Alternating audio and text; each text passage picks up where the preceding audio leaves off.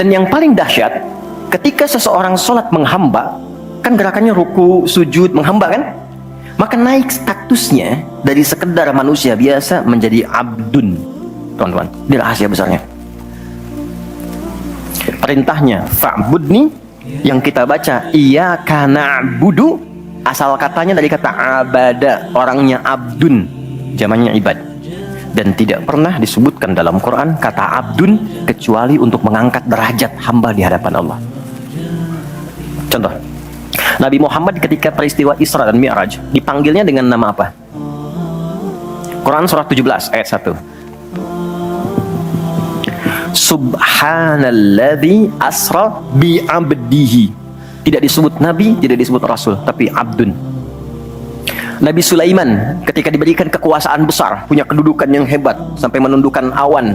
Ya, sebelum Songgohan punya awan kinton, Nabi Sulaiman sudah punya duluan. Susuka Yatanabe tahun 96 kan, bikin komiknya. Saya nggak terlalu baca itu atau nonton, tapi saya tahu.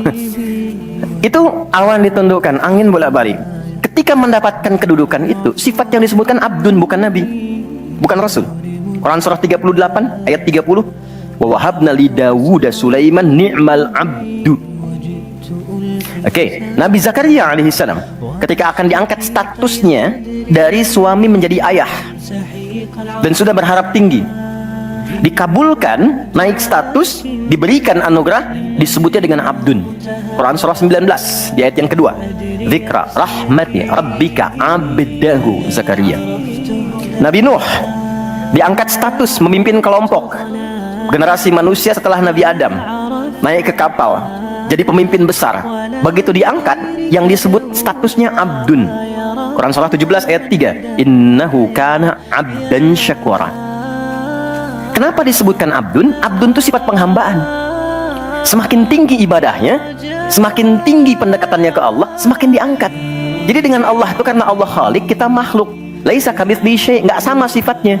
Jadi kalau ke Allah itu jangan terlalu ngangkat. Kalau tinggi direndahkan, kalau rendah ditinggikan.